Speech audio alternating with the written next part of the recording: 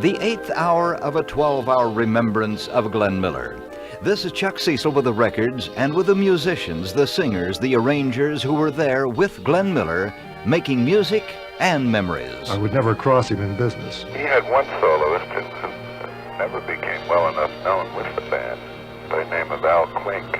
As far as records are concerned, I never did anything that I liked. I don't really, truthfully, remember any member of the band looking for a girl to pick up.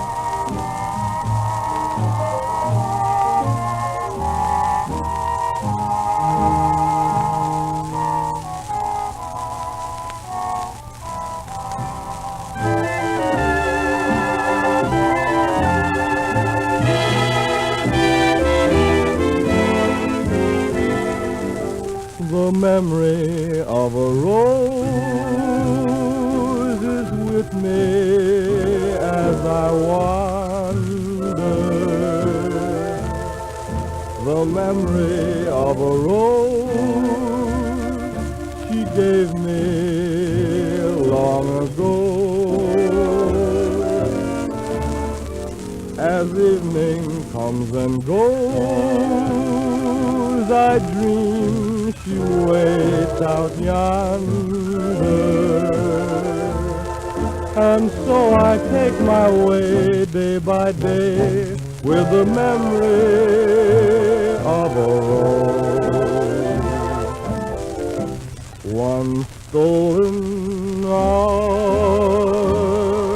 a promise broken carelessly, a lovely bride once said I will, but not to me. The south wind, when it blows, brings only recollection. There's nothing else to bring, so I cling to the memory of a rose.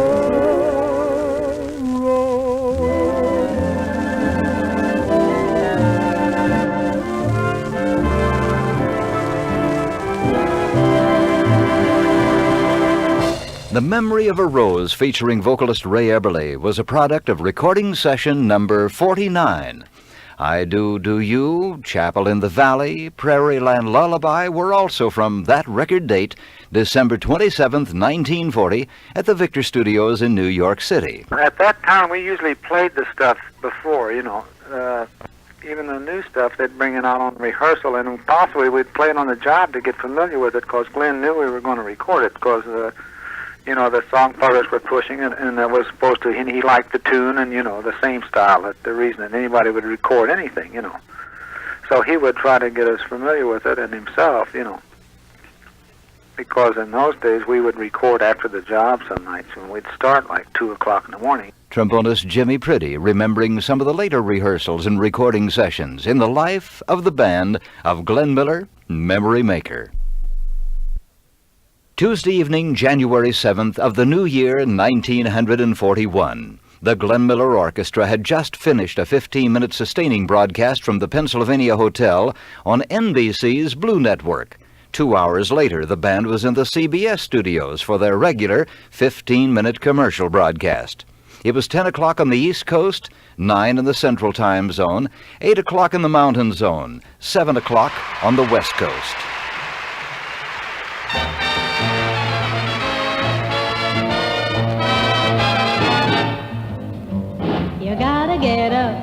You gotta get up, get on your feet, right to the beat. You gotta get up, the bugle woogie, the bugle woogie's calling you. Come on out of bed, you'd have to be dead if rhythm jumping at you didn't go to your head. The bugle woogie, the bugle woogie's calling you. If you dig this kind of jiving, that's the mood you should arrive in. The milkman's matinee was never quite like this. We get a train that Harlem would miss. So get in the groove and starving to move. Just take it slow and make me know how much you approve. The bugle woogie, the bugle woogie's calling you.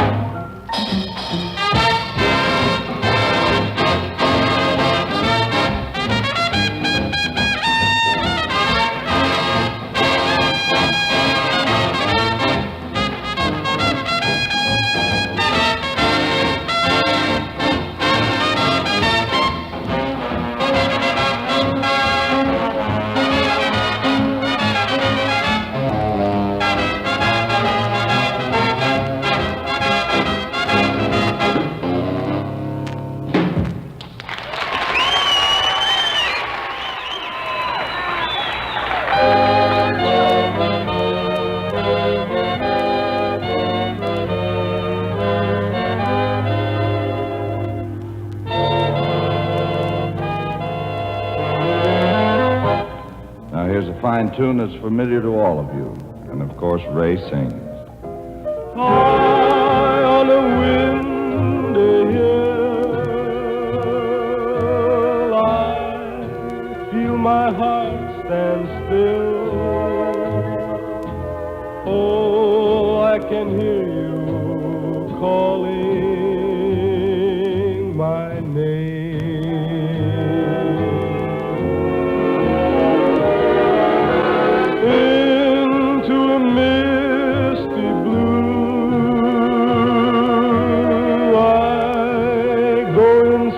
Of you,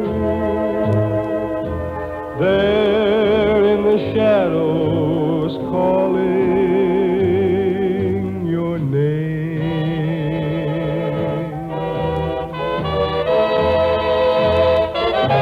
Why are you just beyond me? When will I see your face? Why just elude me and leave me this lonely space, oh, into eternity. Your love will beckon me. I can't forget your voice that calls my name.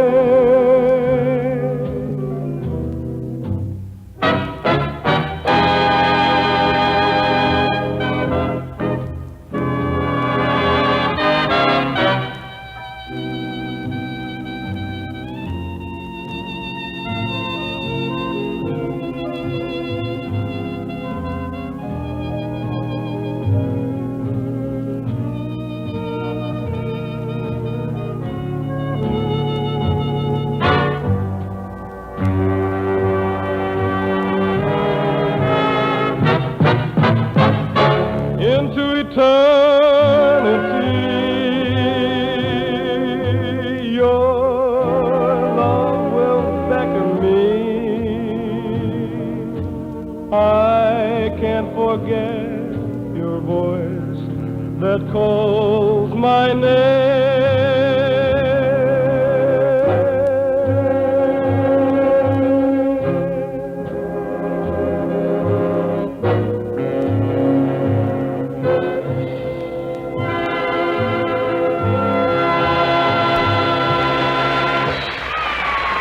A A sampling of the commercial broadcast made the night of January 7th, 1941. Ray Eberly sang High on a Windy Hill, and Bugle Woogie featured Dorothy Clare. Marion Hutton was taking a brief leave of absence.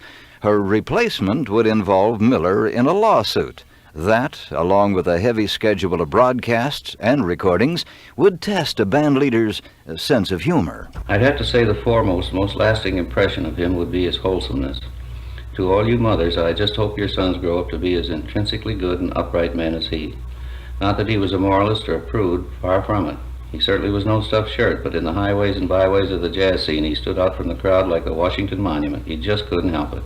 So much class, such a good mind, good looks, and such a healthy sense of humor. John Chalmers McGregor, better known as Chummy, remembering another facet of the personality of Glenn Miller, memory maker.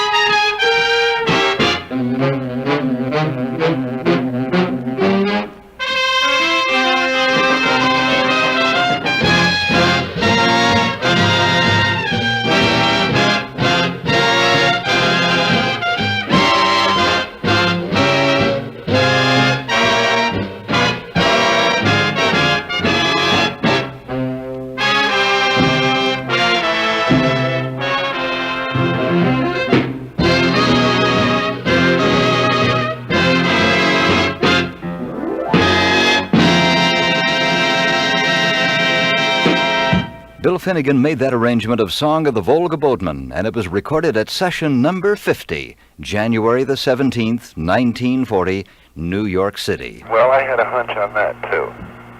A strong hunch on that. That it would be pretty successful. It's very hard to guess on those things, but sometimes you can. And it was at this recording session that Hal Dickinson and the rest of the modern airs became steady features of Miller Records. Christmas of 1940, we went into the Pennsylvania hotel and sat down there in our raggedy clothes looking at the band, and of course awe-stricken because of the magnificent vocals of Tex and Ray Everly. And no, we were very taken with the band. It was just fantastic because it was filled and the sound was there, and of course they were the #1 band in the world. They just won the Billboard poll, and the fact that we were going to go with the band was almost breathtaking. But he bought us dinner, and if we'd have known that, I'd have had something else. But a peanut butter sandwich was pretty good.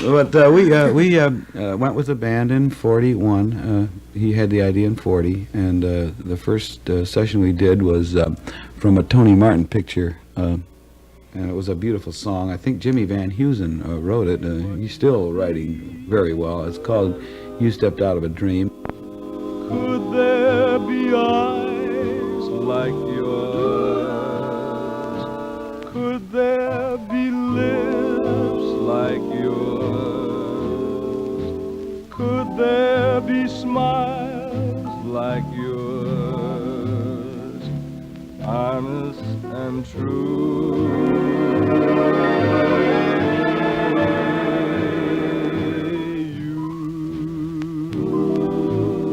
You stepped out of a cloud.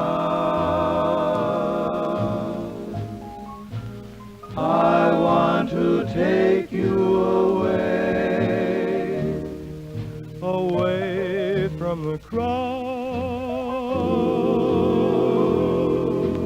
and have you all to myself, alone and apart, out of a dream, safe in my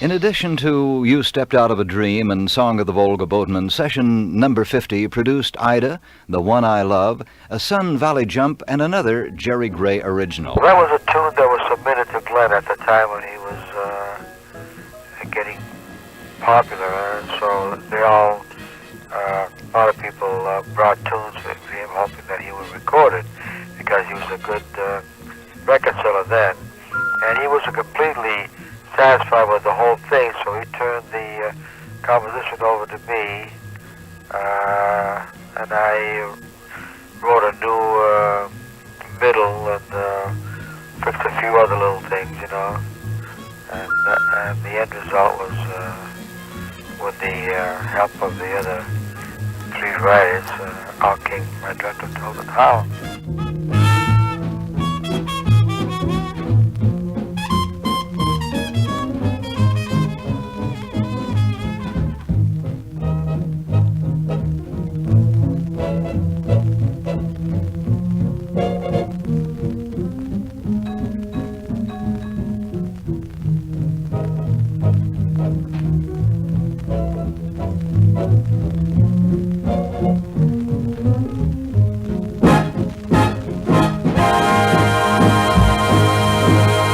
I Dreamt I Dwelt in Harlem, one of the 6 big sides produced at recording session number 50 by Glenn Miller, Memory Maker.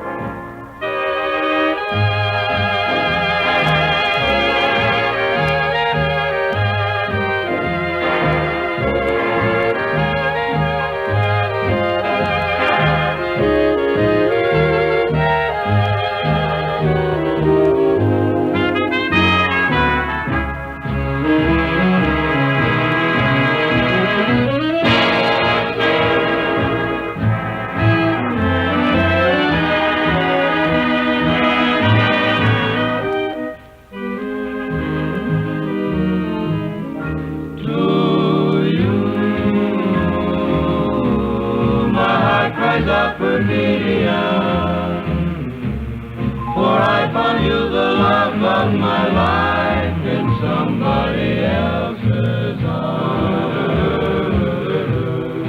Your eyes are echoing quotidian, forgetful of a promise of love. You're sharing another's charm. With a sad lament, my dreams have faded like a broken melody. While the gods of love look down and laugh at what romantic fools we mortals be. And now I know my love was not for you, and so I'll take it back with a sigh. Perfidious one, goodbye. Goodbye,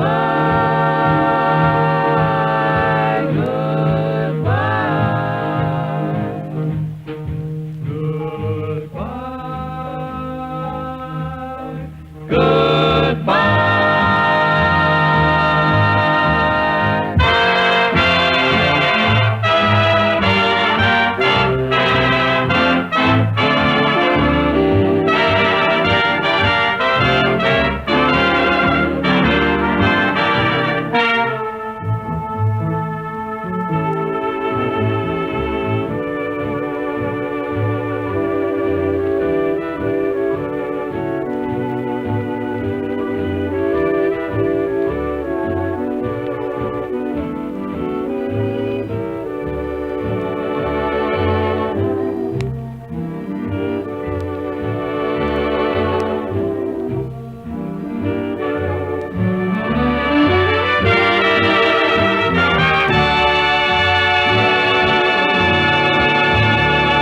Dorothy Clare, a temporary replacement for vocalist Marion Hutton, with her initial recorded performance with the Glenn Miller's band and the Modern Airs. Perfidia came from recording session number 51, the 19th of February, 1941, New York City. 3 other sides were made that day, including another Jerry Gray original, this time titled The Spirit is Willing. That's one of my favorites. Include the title that I put myself. And I'm sorry it never made the mark of the others. But you can't. I guess you can't expect to have them all reach the peak. But that's one of my favorite compositions I wrote. The Spirit is Willing, and spirits were high on the Glenn Miller Band. A new recording contract called for $750 for each Bluebird side plus percentages. There was a new 1-year contract at almost $5,000 a week from the cigarette sponsor. Another $150,000 had been grossed at the Paramount. Downbeat readers named them the best sweet band in the land. Martin Block conducted a poll, naming them number 1 in all categories, and Hollywood was beckoning.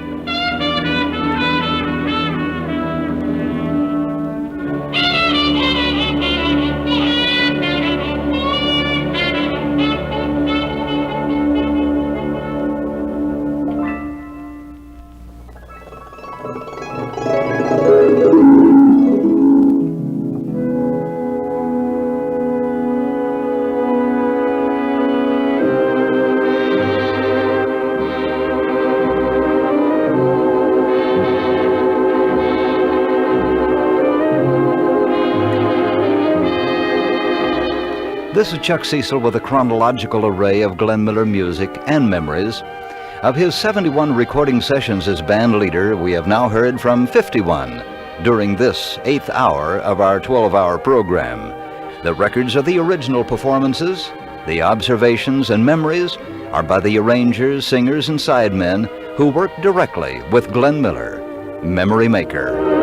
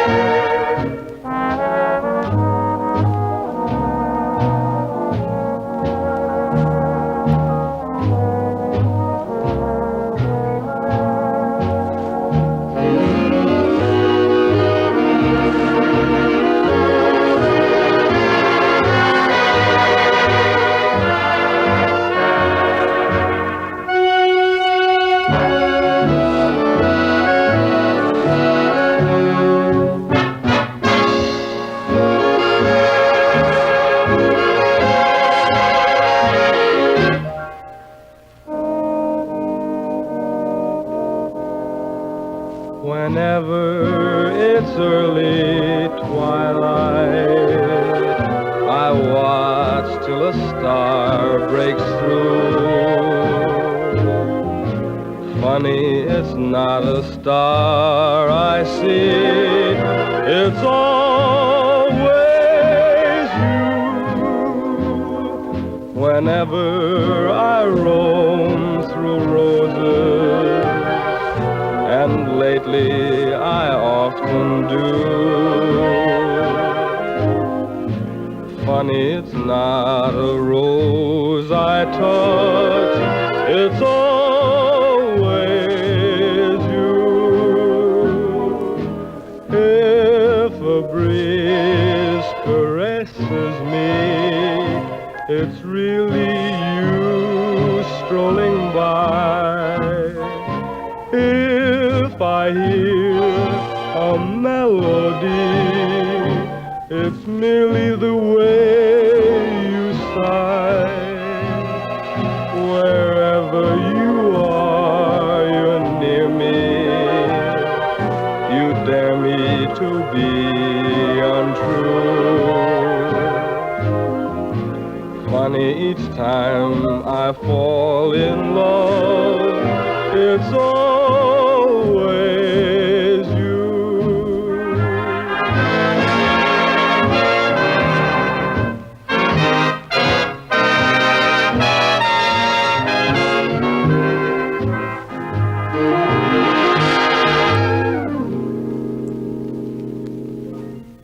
Recording session number 52, New York City, February the 20th, 1941.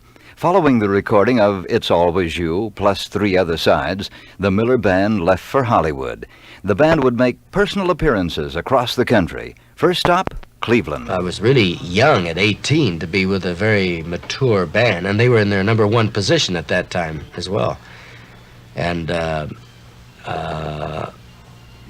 Glenn Miller fired me after about 4 months because I was such a cocky kid, you know. And they fired me right before we played my hometown, which was Cleveland, Ohio. So I went home, you know, since I didn't have a job, and they felt the loss of my enthusiasm and youthfulness in the trumpet section. So I guess they had to swallow a bitter pie and ask me to rejoin. And the reason I did, I had a little pride myself, was because they were going out to Hollywood to make a picture, Sun Valley Serenade. So I rejoined the band there in Cleveland and went on for another year or so, and got fired again, finally, for the same reason. But trumpet-playing Ray Anthony would be with the band when they arrived in Hollywood 1 month later to begin work on the film Sun Valley Serenade, a big step in the career of Glenn Miller, Memory Maker.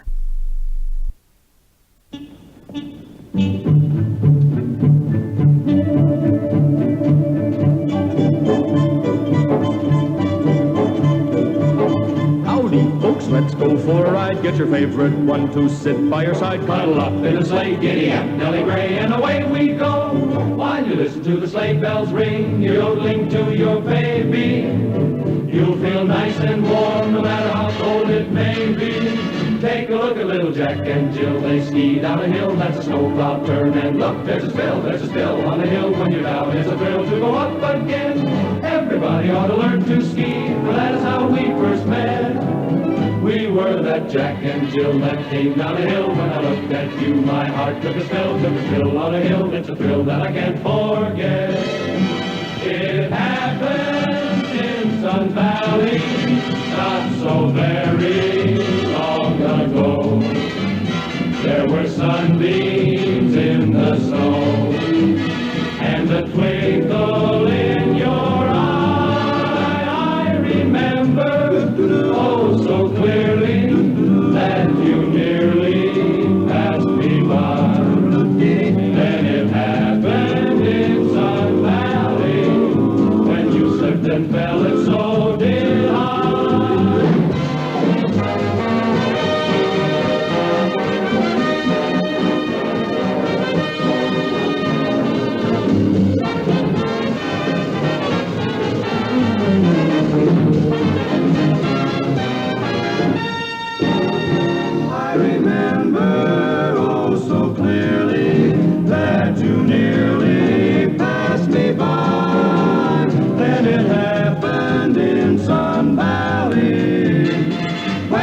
slipped and fell, and so did I. Now every year we go back and then we recall that fall and that moment when we were there on a hill. So we both take a spill and we're Jack and Jill again, again. From the soundtrack of Sun Valley Serenade, the Glenn Miller Orchestra backing the group Six Hits and a Miss singing It Happened in Sun Valley. The full Miller Band was there, along with all of the vocalists and arrangers. We made an awful lot of records with them when I was with them. I was with the band just about 2 years, and I made all the stuff from the two pictures. We recorded all the pre-scoring and the underscoring and the post-scoring out of 20th Century Fox, and then we went down there in Sycamore and recorded all that Chattanooga Choo Choo and everything. Of course, Chattanooga Choo Choo and Kalamazoo were both big, long production numbers, if you remember seeing the pictures. They involved the Nicholas Brothers or somebody dancing, and we played all that in the picture. The Miller Band actually did it, and the various arrangers. I worked on some of those things. Jerry and Bill Finnegan and myself. They were so long that we all took a hunk and orchestrated it, And it was, the choreographer laid it out, and then we went to work. Highlight of the film was a nearly 8-minute performance of Chattanooga Choo Choo. The Mac Gordon, Harry Warren composition found the Miller Band plus Tex Beneke, Paula Kelly, the Modernaires, Dorothy Dandridge singing, and the Nicholas Brothers dancing. That's the Chattanooga Choo Choo on track 29. 29? Uh-huh. That's on the Tennessee line. She said the Tennessee line. Jack, she means that she can't afford. I can't afford to board a Chattanooga Choo Choo. What have you got in there? Oh, got my fare. You say you have? Uh-huh, but not a nickel to spare. Well, I do declare. You leave the Pennsylvania station about 3:15. Read a magazine and then you're in Baltimore. Dinner in the diner. Nothing could be finer than to have your ham and eggs in Carolina. When you hear the whistle blowing 8 to the bar, then you know that Tennessee is not very far. Shuffle all the coal in, got to keep it rolling. Whoa, Chattanooga, there you are. Chattanooga Choo Choo, there you are.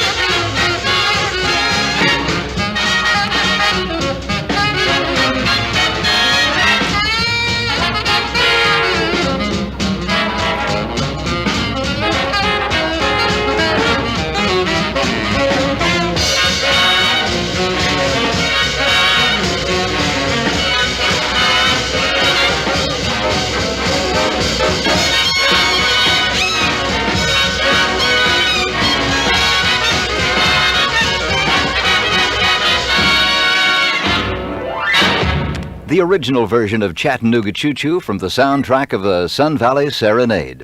Music for the film took over a month to make. Then the band would linger in Hollywood to make personal appearances and make records of the music featured in the film. It was the big time for Glenn Miller, Memory Maker.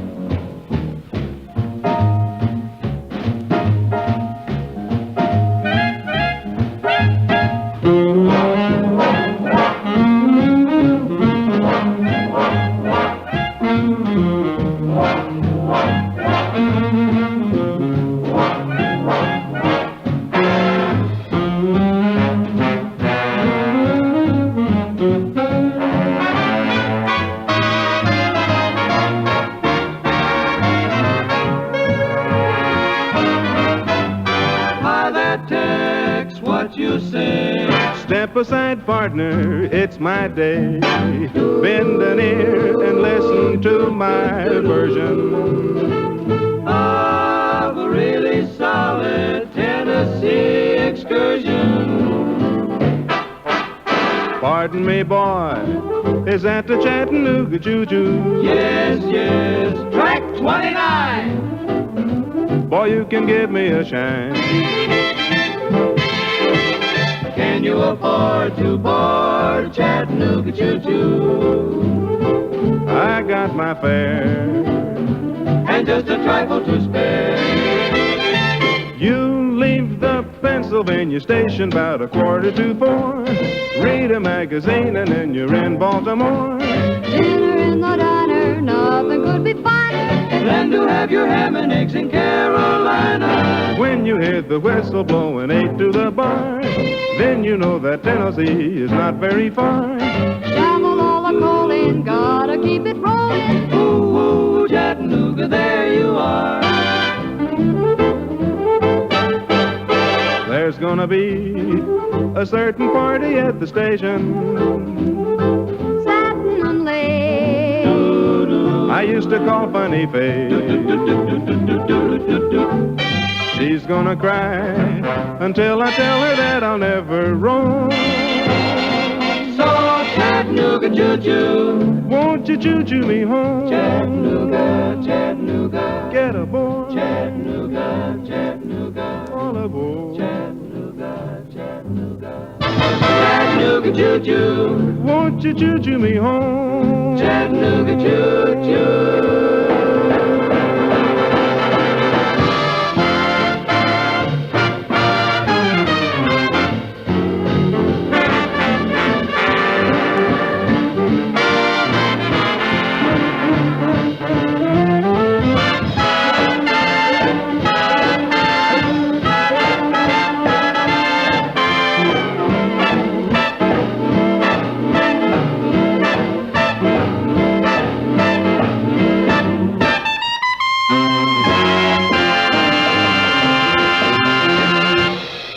Recording session number 53, May the 7th, 1941, RCA Victor Recording Studios in Hollywood, California.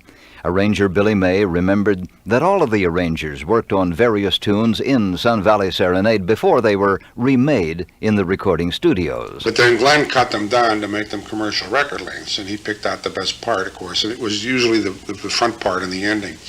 And so we made all those, and I remember making those very well, and then Paula Kelly was in the band as a modern air then, and Marion Hutton was a featured vocalist, but I think Marion dropped out to have a baby or something. Paula sang some of the vocals there, and she's a wonderful singer. In those days, boy, she was really as good a singer as anybody was around, and I remember she did a couple of the solos, and I was happy that she was getting a chance to do some solo work with the Miller Band.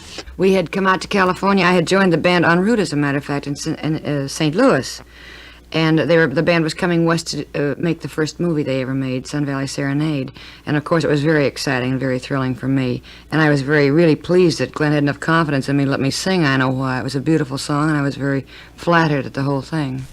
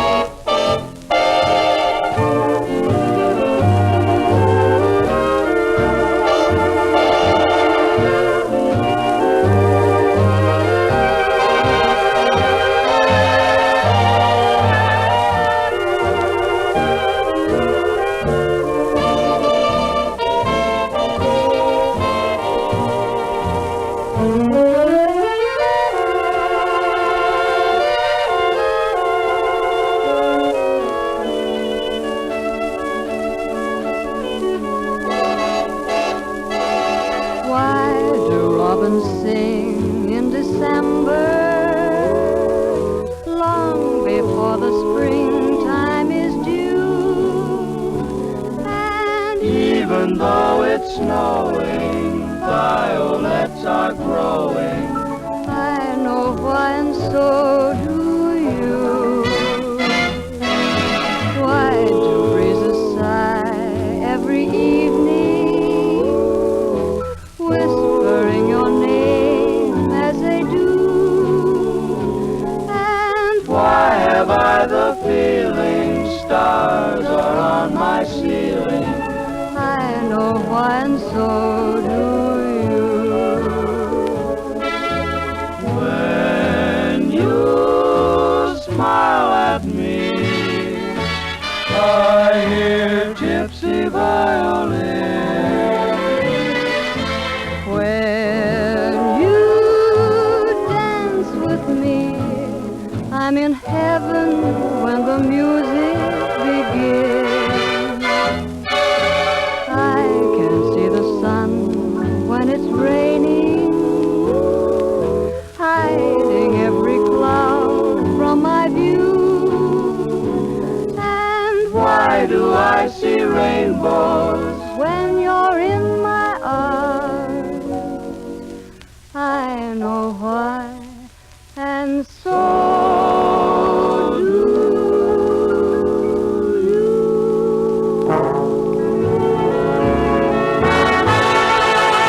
I Know Why and Chattanooga Choo Choo, two of the four sides from record session number 53. By this time, Paula Kelly had momentarily replaced Dorothy Clare, who was a temporary replacement for Marion Hutton as girl vocalist in the band of Glenn Miller, Memory Maker. Glenn Miller recording session number 54, May 20th, 1941, Hollywood. Three sides recorded that day, including a Billy May arrangement for the Modern Airs. Chuck Goldstein and Hal Dickinson, Paula's husband, were in the Modern Airs, and they felt that they wanted to do something where they weren't just backing up the featured singers. So they found this tune, and they came to me and asked me to make it and kind of put it in a Jimmy Lunsford bag. So I did. When we recorded it, I was never happy with it. I thought we could have, if we'd have waited until the guys got to play it a little more, it would have sounded better. But Glenn was in a hurry to get the thing out. He liked it, and we played a little loud.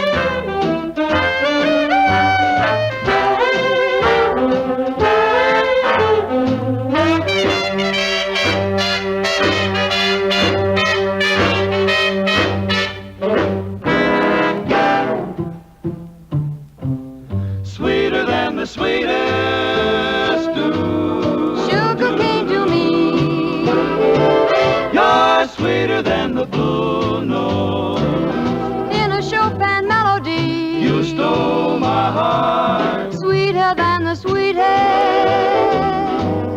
jelly roll they bake. You're sweeter than the icing on a chocolate cake. Sweetheart, your affection is a confection Of everything that's sweet. But when you hold me gently and fold me, You're the sweetest of the sweet, sweeter than the sweetest dew. peaches on a tree. But when you say you love me, you're sweeter than honey.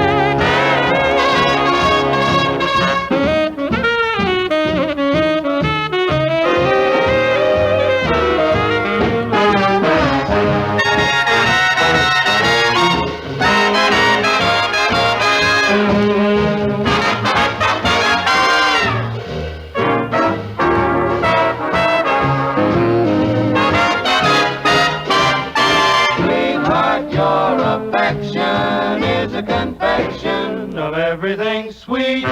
Baby, oh, hold me gently and fold me. That's when you're the sweetest of the sweet.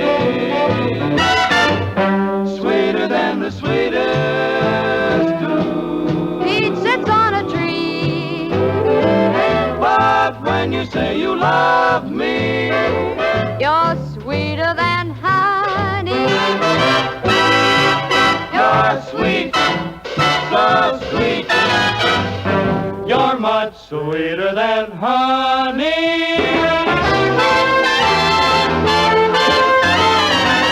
You're just the sweetest of the sweet.